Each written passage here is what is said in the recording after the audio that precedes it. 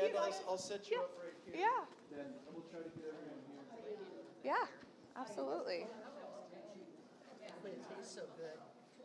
You're part of this too, right? Yeah, I think we're going to live stream. Oh, as cool. well, just Yeah, like, I think it's great. we have nothing to lose.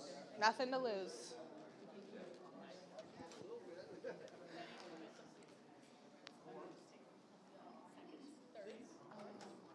I'm going to take some of those home if that's okay with you. I love it. Do you have a receipt for the tortilla? It's on the counter. Oh, yes, Ryan did. He made homemade horchata and he didn't bring it. Ooh. It's at home. So if you'd like to come have a Rico's horchata, come over to the house. We'll put some espresso in it. That's what we lived on in the evenings. So we are back. We spent 8 days. We'll say 8 days. You 7 days in Mazatlan. And what an incredible experience. We just put a very short slideshow together here for you. But in this picture, what's really cool is the first day that we're there on Sunday, we get to go attend a church service. And it's all in Spanish, obviously, but they have translators in your ear. So you actually know, you understand what's happening. And it's such a vibrant service. They've got a dancer who's I kept thinking, gosh, she must be so hot in that dress.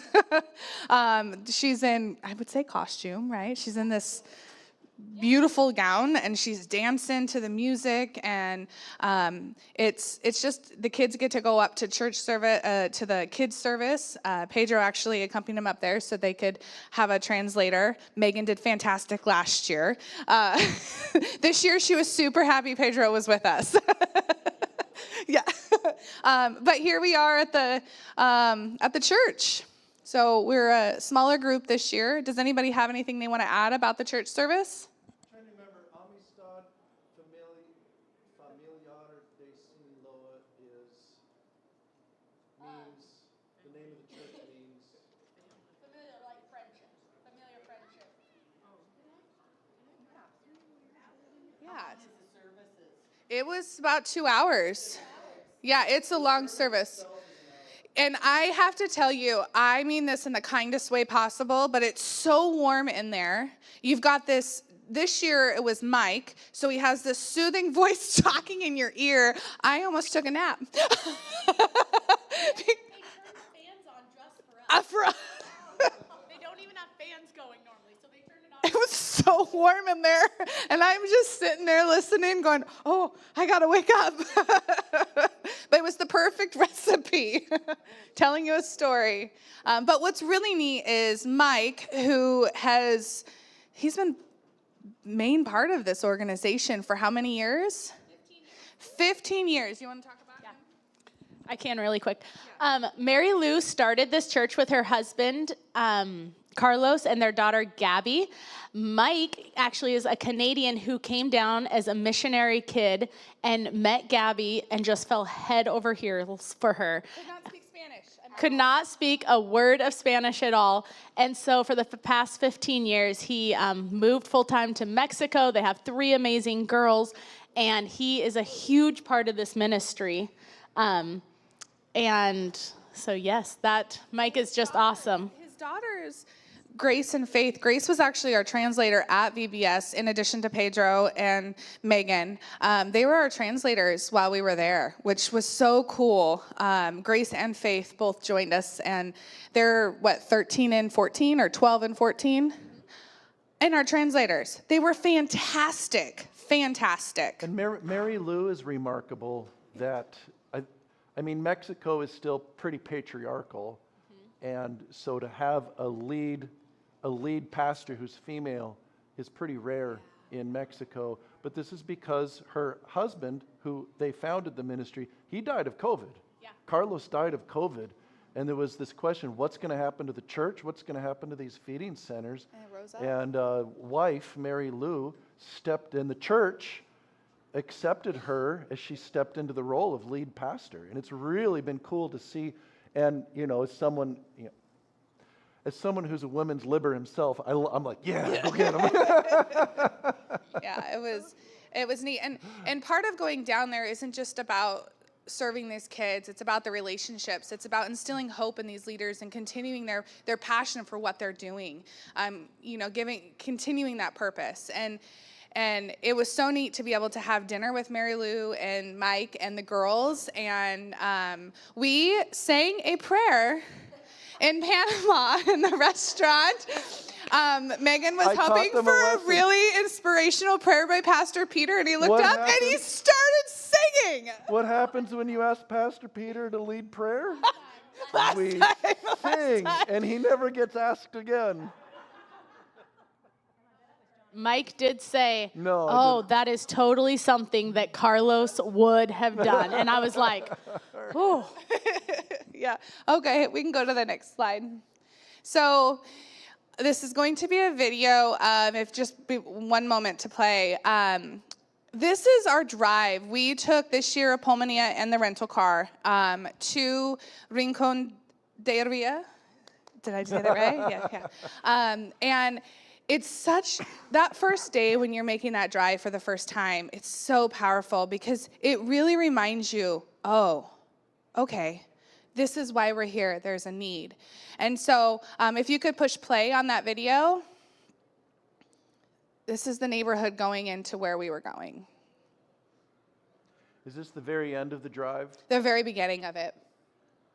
No, It's after you turn off the main road when we got off the... this is getting into the Into the neighborhood. The Yep. very end of the drive. So it's like a 20-minute drive from our hotel. Oh, very end of the drive. I see what you're saying. But Yeah. this is into the neighborhood where we're working, yeah. Yeah. Look at that. It puts it into perspective. What Megan explained to me, what Pedro explained to me, is that you'll see some of the locations that have sticks or boards that are just planted. And that's how they're claiming their territory. They're not buying the land, from what I understand. And they just come back and they keep adding to what they can. Go ahead and go to the next one. So there's 2 videos here. You can play those. These just kind of put it into more perspective. This is what I'm talking about, that they're claiming their land, whether it's their land or whoever's land. They technically be squatters then? Yeah. In Mexico, especially as the city is extending out from these barrios, it's called squatters' rights. Basically, the city expands by people just claiming territory and moving out. As more and more affluent people, they've start out like this, but maybe they've gotten jobs, they've gotten better, and they start building up these neighborhoods, then the people get pushed farther and farther out from the city who are impoverished. And so they just keep claiming land farther and farther out, and that's how you get these sprawling cities. This neighborhood, where the feeding center was the only building in that neighborhood when we first built it. And now it's a street lined with houses and things. And you can see as we drive in, we're coming in from like the backside. This is what it used to look like when we built the feeding center there. And then this other one, you can see how some of the buildings are looking.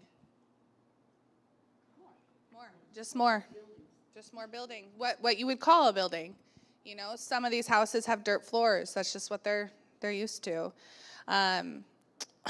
So obviously you can see that moment when you're driving that first day. It's going, oh, okay. Here we go. But go ahead and the next slide. So we had a theme while we were there for our VBS. That's one of the really exciting things we get to do with the kids there. And from my understanding is that not all the churches do a VBS with the kids. Yeah. They all choose a different thing, right? Yeah, a lot of, it's really up to the church. We get to customize trips for the church based on their desires, their abilities, their skill sets. And so some churches will just go and hang out with kids in the morning, but Emmanuel has said, we love doing VBSs. I mean, you guys do them here every summer. You guys are part of Fiddlesticks, and you have that experience. And so Emmanuel was like, we want to do this, and it has been phenomenal the last 3 years. So it's unique and fun. Yeah. Peter came up with a theme of I am statements. And the first day was I am the vine and you are the branches. Yo soy la vid, ustedes los Sarmientos. How'd I do? Okay. I'm really working on my Spanish. So what was neat about today, about that first day, was we got to put a tree on their wall as part of the entire week, adding prayers to it. That was that was such a cool experience. And what we were finding is that, yeah.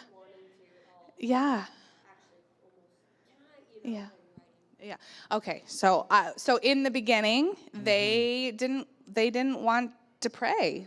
Whether they didn't want to or they didn't know how. Yeah, I think they may by not have themselves. understood what was being asked of Yeah, them. we were, dear God, I pray, what Peter does with the kids. And we prayed for the world. We prayed for the state, the community, family, them, open prayer. And by the end of the week, these kids were so excited, and they were coming up, and they were, some of them can't read and write. So I couldn't understand them to be able to write it down.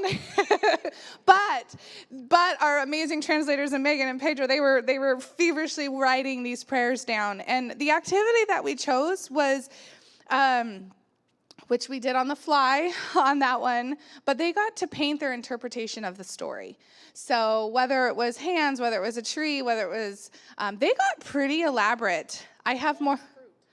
Yeah, Juan had an entire page of fruit. An entire page of fruit. I didn't want to do, 100 pictures on here, but if you want to see more photos, please come up to me and I have them available to show. You did a great job. The updates every day on Facebook. Oh, good. The church really got to follow along every day. Yeah, you did good. Well, thank you for that. This is the work that we did on our first day. So the first day is really frustrating, I'm not going to lie. I think it's been this way the last 2 years that I've been, and I don't know if it's all 3 years. It's all teams. So the first day you get there, and you're all jazzed to work, and you're hurrying up, and you sit. And you're on Mexico time. And they have to mix the paint by hand and put the dyes in them and the pigments in them. And it's so infuriating because we want to work. We're here. We're just watching the clock. But then you get the work. You figure out what to make it work. And so this was a harder year for the kids. Last year we had a ton of jobs for the kids most every day. But it was hard this year. We did a lot of construction type of work, and we did a lot of painting, but smaller amount of painting. But at Rincon, I think I should have Ryan or Pedro talk about the work. Ryan's good. Okay, here we go. So the task we had for this one was to put in a drop ceiling. It gets very hot, even 5 feet up in a ladder. When your head is close to the roof, it is hot. So these foam boards were, 2 inches thick? And so they were on a grid system, and we got into a groove. Peter and Kim were measuring and putting it up, and Pedro and I were following up by the rails that they sit on. What measures do they use in Mexico? Oh yeah, metrics. What measure? What measures do they use? We were bouncing between centimeters and inches, so that was real fun. And the tape measure, I remember Kim going, oh.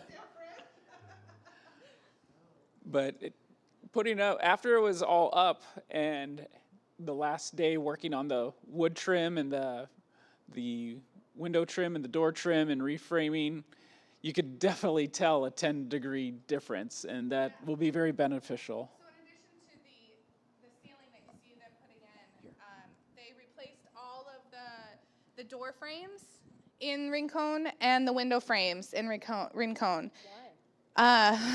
So you see the wood up there? Those are bugs. Those are carpenter ants and termites just eating them. And that was, 2 years old? Isn't that what they said? About 4. Oh, 4 years old. Okay, 4 years old. And my most frightening thing was I was so excited that Roman trusted me with the drill. I was pulling off the door trim, and I pull it off, and what pops out? A scorpion. A live scorpion. Amanda may have screamed, jumped, ran, and Carlos did this number. Oh, I could have done that? No, I couldn't have. So if you'd like to see a scorpion, I have a squished one on my phone. That was terrifying. That was very terrifying. But we have, go ahead and, yeah, so you have a picture of it done, the front of it. We painted the outside of Rincon. Last year it was painted on the inside, so we washed it. We got it all clean. We painted a lot of trim. And I think last year we talked about the paint and how terrible it is to work with. It's so thin and it drips, and they put paint thinner in the paint, mix it up, and it's literally liquid that you're painting. I mean, it's drippy. And those top two pictures, we're literally in the street. Yeah. There's no front driveway or anything like that. We're just working in the street. People drive around us. Yeah, and that's the big window that they replaced. We love that art piece. We think we need to print it for Pedro. Had to put that one in for you, Pedro. Okay, I think that was everything we did. I think we all anticipated not taking that long at Rincon, but it took all week. And so we ended up halfway through, the first day we ended up going over and starting to paint while we're waiting for the materials and painting Universo. Is there more to that name? Okay, good. It's Universo. So Universo is another feeding center about 4.5 minutes away, I feel like. And it's huge. It's one of the biggest feeding centers from my understanding, and they can feed up to 60 kids in a day. Imagine that. Like, it's huge. And we walk in, and they have all the materials and everything right in the middle of this feeding center. So they were feeding in a spot that is the size of half that stage. They were just making it work. Her sink had fallen through the... because of the bugs. Because of the bugs, ate through. We didn't get to replace that. But they just make do. They were using their little hand washing sink to wash dishes, and they're just fierce. They're not going to let anything stop them. It's pretty amazing. But that place, Universo, I think might be, no, it's not on the next picture. We'll have a picture. But Universo has really tall ceilings. Not this tall. But when you're up on the ladder painting, Peter, did it feel this tall? It was hot. You just do it. You just do it. You don't think about it. You don't think about it. He was the ladder guy. But Kim and I became ladder girls because we ended up going over there ourselves and painting, right? And it was so high. Is this about this much of the cutting in that last bit? I was the only one tall enough so I took a whole day at the top of the ladder just cutting in along He was a rock star. The roof. And I don't want to think about falling. You just do it. Yeah. No, I'm actually realized I have a fear of ladders, and I was like, I'm just going to do this. And Mike, bless his heart, in the very beginning, he gave us a speech. He said, do not get hurt and do not do anything you don't feel comfortable doing. So we would stop and be like, well, I'm not comfortable doing that. And yes. Oh, someone's trying to get, we'll get more into Universo because I have some pictures down there. But if you want to go ahead, there we go. So day 2, I am the bread of life. Yo soy el pan de la vida. Well, we had really high hopes for this day. We had high hopes. We were going to bake bread. And we got there, and we went, we are not going to bake bread. We are going to come up with something else. And we did salt dough ornaments, which we let dry all week long in the sun, outside. And what's that? On the hood of a truck. We'd bring them out each day. But what we didn't do was flip them. So the night before, they were all gooey on the underside, and we had to pop them in the oven, and then they got toasted, like black. But you can paint over black. You can paint over anything, right? You got to use the oven for the first time. Yes. Yeah, they have never used the oven. They didn't know how to turn it on. They usually they lit a piece of paper, and then it was terrifying. It was not the way that I was feeling comfortable doing it. But they got to use the oven for the very first time. They usually use the oven for storage. So, but we made salt dough ornaments. We sang songs. Every morning we'd start with worship. The kids really start catching on towards the second, third, and fourth, fifth day. They really are singing throughout. And I have a little video of that coming up. Yeah. So this is Universal. This is the tall ceilings that we were talking about. And what's super cool is that fundraising, we actually fundraise to pay for the projects for this as well. So we go in, it's a couple $1,000s that the money that we raise to pay for all the materials. And even though we couldn't put the ceiling in at Universo to cool it down, we purchased the foam. And they're doing it themselves. They said the ladders were too high for us. They didn't trust us. Thank goodness. That would have been hard. Very hard. Yeah. I would not have liked that. Yeah. But the height, I'm glad we didn't do that. So at Universo, Dulce, who is the leader, Dulce and Roman is who also heads up all the projects through all the feeding centers. Dulce was a breath. She's so amazing. And I'm going to have Megan tell you a little bit about what she said to us while we were there. Yeah, so I don't know if you guys have heard, but a lot of the feeding center leaders, how they are known is Mary Lou and her husband Carlos started a prison ministry. And either in the military or the regular prison, they have churches that they run every single Monday. They get together. And I think nearly every feeding center leader that we have now has come out of those churches. And Roman is no different. And he is Mary Lou's right-hand man. He is taking over projects and a lot of stuff for the feeding center leaders as Mike and Gabby move with their family to Canada for health reasons. But Roman and Dulce, after Roman got out of prison, he met Dulce, and they are a wonderful couple. But I think what makes Dulce unique among feeding center leaders is a lot of them love to receive teams. They love the encouragement. They love spending the week with us. But when we went back to paint, Dulce asked Amanda for a paintbrush. And Amanda was like, sure, here's a paintbrush. And yeah, what she said is she's like, you're not here to serve me. We're here to serve together. And she worked all day with us. And she's just like, we are brothers and sisters in Christ, and we are here to do this together to serve his children. And so she just has the best heart. She is funnier than all get out, and honestly loves our kids. When they got bored, she went and found balloons, not water balloons, balloons, but filled them with water. And they're out in the street with 2 T-shirts of Roman's playing catch with water bottles so that we could get work done and they would not be bored. Yeah.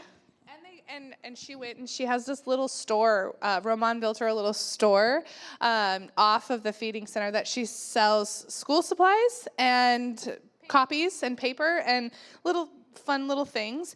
And she got little ornaments for the kids to paint and just kept them really, really busy. So this is where the kids helped the most. Was here, they were able to paint, and let me tell you, got some painters on our hands. So if you ever need, I know who to call. Okay, go ahead on the next slide. The third day we were there, I am the light of the world. Yo soy luz del mundo, the shirts that we're wearing. We went into this day knowing it was going to be utter chaos, and not a single person took a picture. Because it was utter chaos. We were tie-dyeing with 30 kids, 20, yeah, it was 30 kids and adults inside. And we went through five large, extra large tie-dye packs, and they were just going to town with this, and they had a blast. And here we're so spoiled in doing this at home because we can stick them in the washing machine. No, we had to hand wash 2 times every single shirt, which was awesome. They were so excited. They absolutely loved it. So this is actually a picture from the last day, but it does show that we were doing tie-dye on that day. And we played games and sang songs. And is that a video on there? That...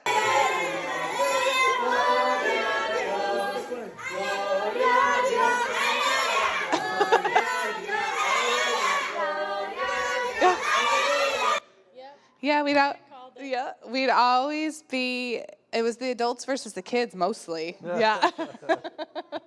The kids did win, didn't they? So it was really cool, a really cool day. Anybody want to add anything to that?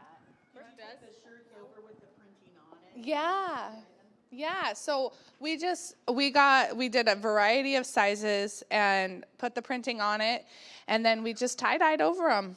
So, and I got the wrong shirts. I ordered polyester and cotton, and that made things a little bit interesting. The tie-dye just kind of like rolled off of it. We made it work. It was fine. It worked. All right, go ahead on the next one.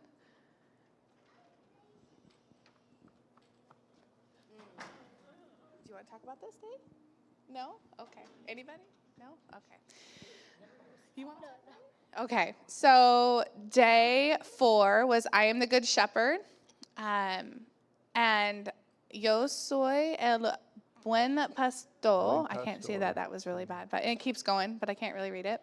But we went into this day, actually, we had a bunch more kids show up, and we thought, oh man, they're going to be real disappointed. Because they heard about the tie-dye.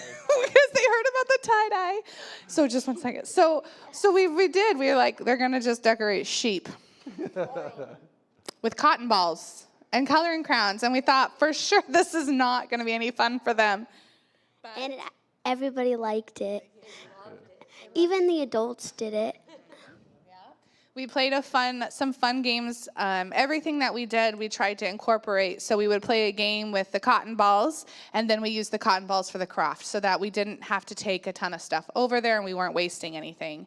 And Amanda, I appreciated that often we do, like youth group, we'll do games, an egg race, we'll use marshmallows, and we're, in America, youth group stuff or minute to win it. We use food items without even thinking about it in our games. And getting down there, we realized I can't think of something more disrespectful at a feeding center than using food for a game that's going to get thrown. You just couldn't do it. And so we were really mindful, how are we going to play these games that you would have played with marshmallows at home, or it might have been an egg race. How are we going to play these games? And I think we need to rethink how we do those games here. Yeah, absolutely, absolutely. We brought in ping pong balls to play some of the games. That first day, I didn't have pictures of those games, but so then for when we did an egg race, we used ping pong balls on a spoon. And guess what? They don't even carry spoons there. Like, spoons were, utensils were harder to find. No, they don't use utensils in the mornings. They don't use utensils in the mornings, right? They scoop their food with the tortilla. And so we did bring stuff down there and went to the store and got it. But we did the cotton ball game where you're blowing through a straw, and you have to blow the cotton balls into the fence, which was made of paper, so the fence kept moving, so it's just a little challenging. But the most exciting thing about that game was how excited each of them were to have straws. Bobeta? No. How do you say straw? Papota. Papota. How do you say that in Argentina? Bombisha. That's right. So we were getting a little confused there, but they kept coming up to me asking me for more. And we just kept giving all the straws out, and they were so excited about the simplest thing, a straw. And that just taught us there, like, no matter what we do, whether it's tie-dye or decorating sheep, they're just appreciative, right? They enjoyed it so much. Go ahead and this was the last day. We're already on the last day. Yep. You see all the prayers on the tree? Yeah, look at the tree. Every one of those leaves is the kids adding a prayer Yep. through the week. Isn't that cool? So powerful. And I have pictures of the actual prayers. Some of the prayers just, praying for their dad at work, praying for their mom, for their sister, for their grandma, and it was really, really special. The last day, I should have warned the team, was going to be utter chaos. Yeah. Yeah, we thought Wednesday tie-dye was chaos, but Amanda had this wild idea to bring balloons. Lots and lots of balloons. I had to blow up all of them, How many balloons do you think we blew up? like 100. Probably 100 balloons. I at did get, least. I did get a little travel balloon blower upper, which was amazing, but she tied them all. Like, they tied them all. It was so- oh, Peter. Okay, sorry. But y'all tied a whole bunch of balloons. And what was cool is I am the resurrection and the life. We did a word search on the balloons. So we put letters on all the balloons, and hidden in there was a V-I-V-I-R, Vivir, to live. And so they had to find that. We did 3 different groups, which was maddening. Trying to put the kids in teams, it never did work. It never worked, so we were just rolling with it, and it was chaos. They went searching, rampage, like finding these letters. They stole the balloons. It was fierce. They kicked them away so they could grab them. It was fun. In the past, it was really important for us to just not. We wanted to just have activities that weren't just winning prizes. Like, Right. it was really important to us to just work as a team and just have fun together. So then with those balloons, we did a game where you had to collect as many, which did not go how I envisioned in my head, because I thought, I'll circle up and then one person will go in the middle. Oh, no. They all wanted to do it at the same time. And poor Faith, Grace just was like, this is not working out as a team. This is not going as planned. And Faith just started like shouting the translations, and she just took control of the entire situation. Here's this little 13-year-old girl, and she was just in charge. Where I wanted to crawl in a hole going, oh no, what did I do? No, I'm kidding. We were having a lot of fun. And then the very last game, we asked Mike, Yeah. would they rather pop balloons? Because I had this game where they were going to pop the balloons, and that was going to be our way of cleaning them up. Or would they like to take them home? And he said, pop the balloons, easy. So when we said, now go pop the balloons, it sounded like we were under attack. And I tried to sit on one. That did not go well. They had so much fun popping the balloons, and it took about 30 seconds, 45 seconds to pop all the balloons.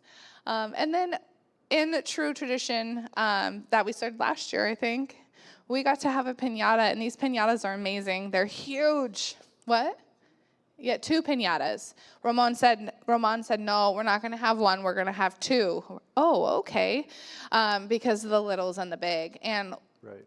I don't have a video of the song on here, but they sing a song while each kid goes up. It's this beautiful song. And while the song is going, they swing. When the song is over, they just know to pass on the stick. It's like, it's their timer. It's their timer, Yeah. absolutely. So that was really fun. Do you know the word? Could you hear the words of the song? I could hear them when they were doing it, but I have no idea what it is. I have, I can tell you what it was then, but yeah. I have it on a video. We'll have to share that sometime. I have to find it. And then on the last day, we had to paint our burnt salto ornaments. But the kids had fun. They loved it, and They we were had great. some masterpieces. Okay, so this is the breakfast. You guys got a taste of it today with the hot dogs and the eggs. I would say 3 out of the 5 days we were there, they were eating hot dogs and eggs. One day they had chorizo and eggs. That was really good. And then what's really cool is Panama. Carlos, a restaurant there. Carlos got, yeah, please do. Yeah. Carlos, he needed a tent making job when they first came to Mazatlan. He had a wife and a young daughter to support. And so he got a job selling industrial appliances to restaurants. And he happened to go into, at the time, Panama restaurant. It was just one then. And he was trying to sell the owner, this lovely young woman, appliances. And she was like, I'm so sorry. I can barely keep the doors open. Like, I can't, there's no way I'm buying your appliances. And Carlos, being who he is, just asked why. And she goes, we've had so many thefts, so many break-ins. And she started saying, I really feel like the reason people are breaking in and stealing food is because they're hungry. And she says, at the end of the day, I have leftover food every day, but I mean, I don't know who to give it to. And Mike and Gabby and Mary Lou had just moved to the city, and he goes, well, I know who to give it to. And so on that day, they formed a partnership that has continued for the last 20 years.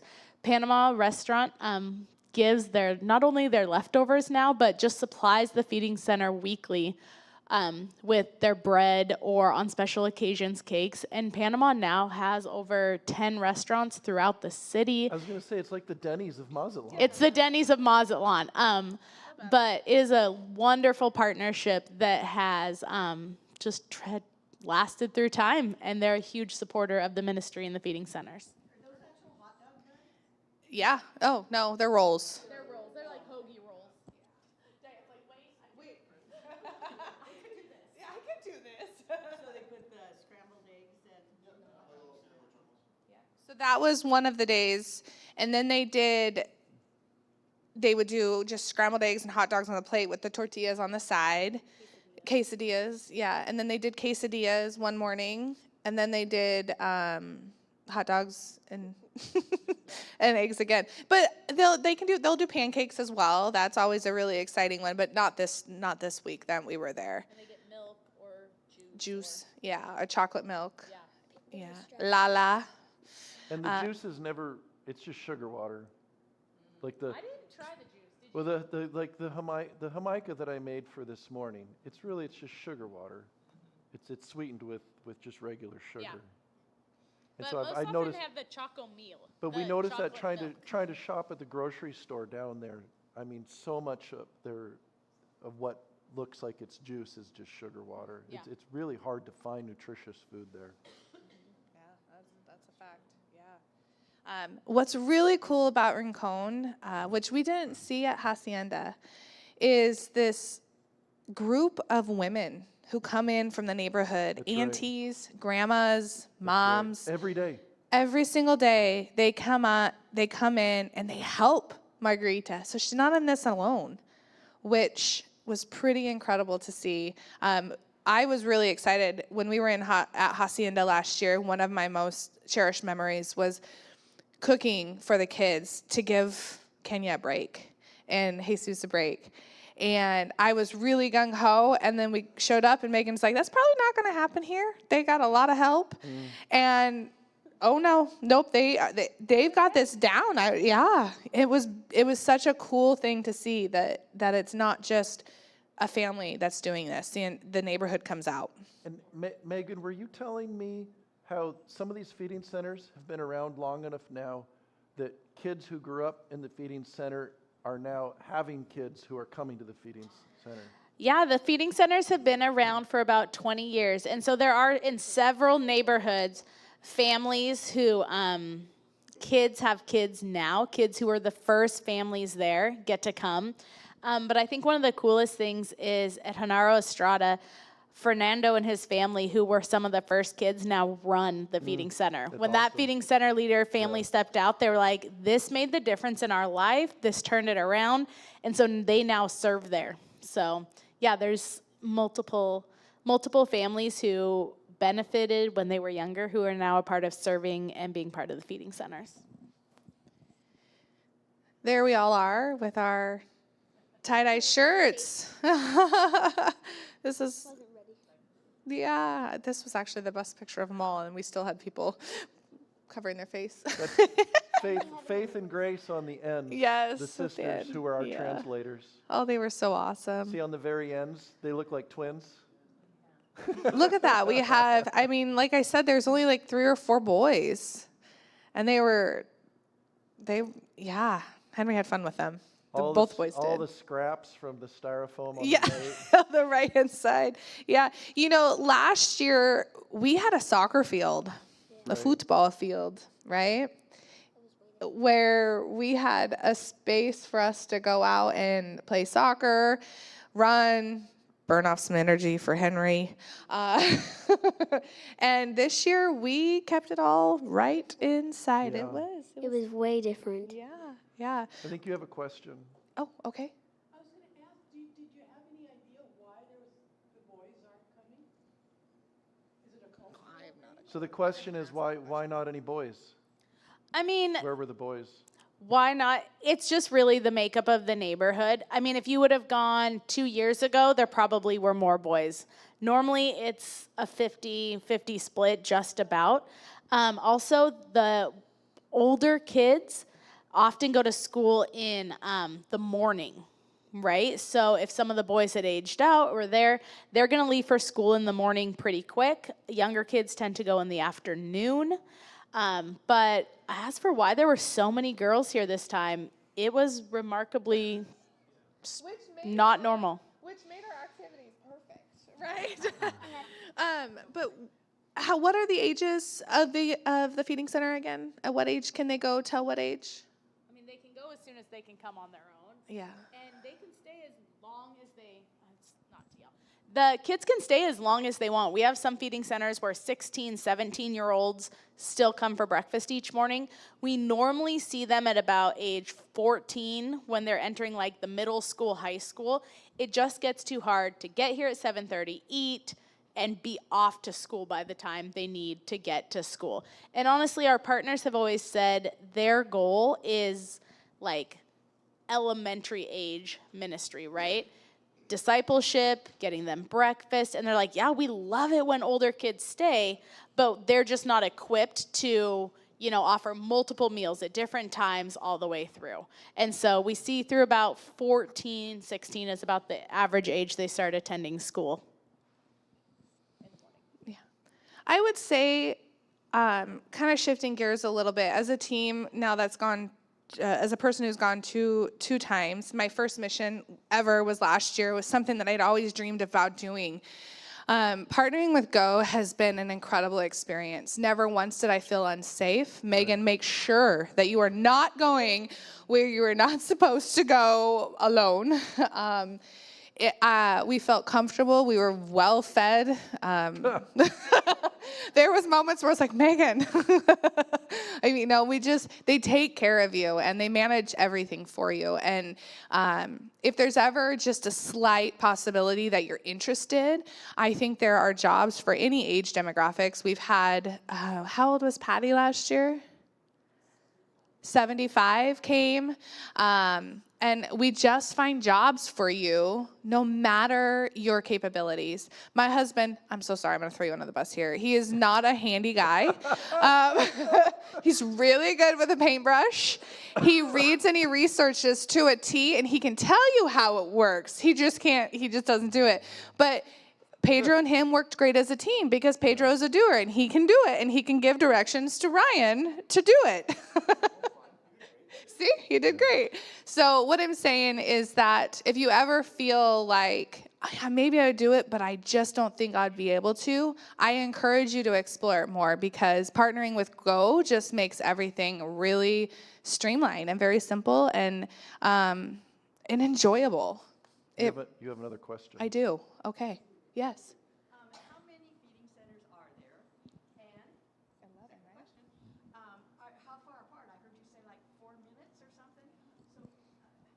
Yeah, so there are currently 10 feeding centers throughout Mazatlan that Amistad Familiar runs, and they are in different neighborhoods. And so Rincon de Arias and Universo and Hacienda, those 3 are actually really close driving. Now, if I would have said to Amanda, we're going to walk to Universo, she would have been like, no, ma'am, we are not. I mean, it is, yeah, I would not have let them walk, but it's probably a 15-minute walk, honestly, 15 to 20. So the kid's not from one neighborhood to the next. They're across busy roads. You're not going to be going that way. But there's several pockets, and they're just in the lowest income neighborhoods in Mazatlan.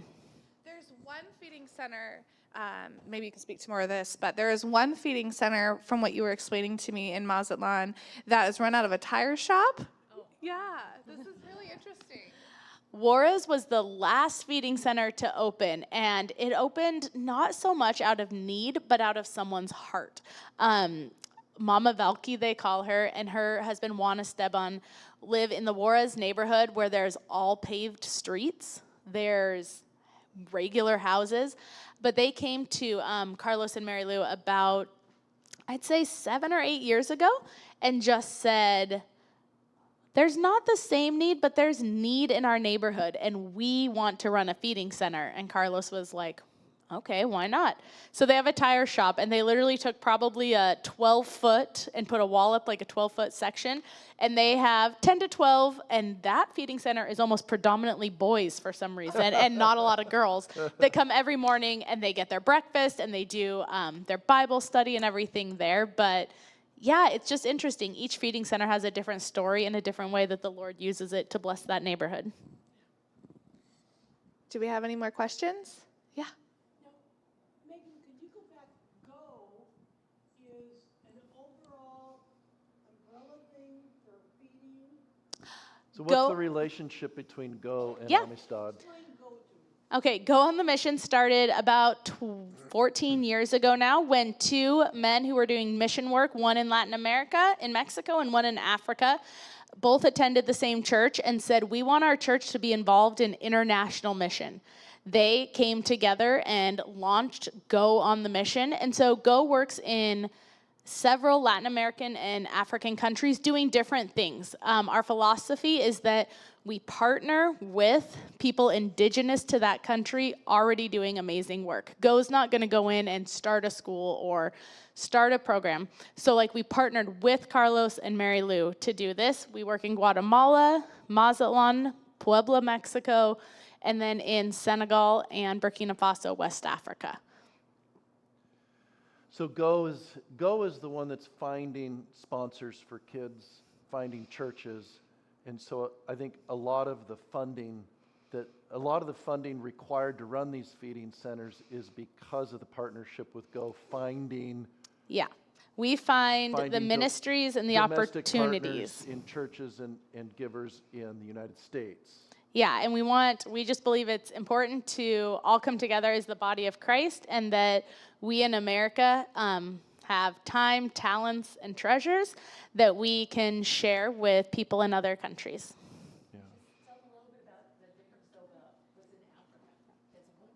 In Africa, we work primarily with Christian schools versus a feeding center or like an orphanage like we do in Puebla. So yeah, a wide breadth of ministries with opportunities for anyone who wants to partake. How many different countries is Go working in right now? Currently, we are in 4 countries with over 20 different ministry sites.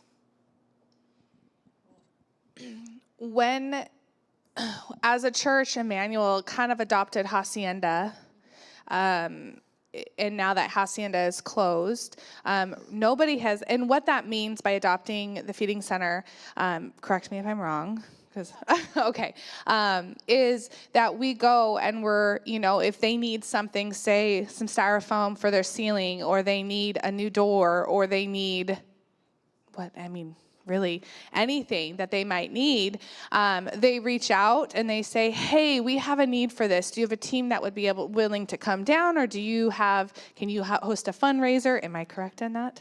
Maybe you talk a little bit about that. Yeah, feeding center adoption, what we like to say is that when a church adopts a feeding center, it's that you're committed to praying for them and getting kids sponsored there. There is no expectation of money, but you get the first opportunity. So if a project comes up, Go will say, hey, Emmanuel, Rincon needs this. is that something you're interested in? And the church can be like, oh, we can't do that right now. Or, yeah, of course, we'd love to do that. And so really just what it means is your prayers are the most coveted, that you're praying for this feeding center, for the leaders, for the kids, and you have the opportunity just to continue to build relationships with them. You made that sound a lot better. Good job. But being in Rincon and seeing the life that's there and the excitement to hear that there isn't a church that has adopted them, it's definitely something for us to think about, especially with only 3 more kids left there to sponsor. 2 after today. Okay, 2 left. Nice job.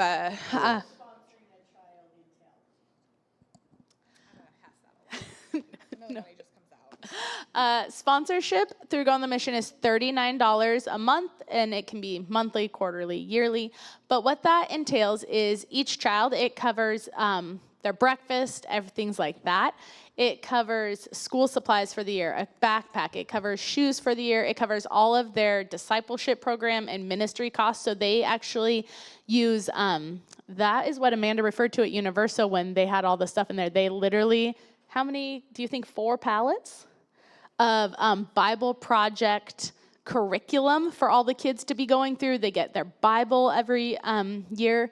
And so that is what sponsorship covers for the kids each year. And then you get opportunities to write letters to them. They can write letters back. Of course, you can take a trip and see your children. So Which is unique because most times when that's a unique part, because most times if you sign up to do any kind of sponsorship program through other organizations, you're not actually meeting the child.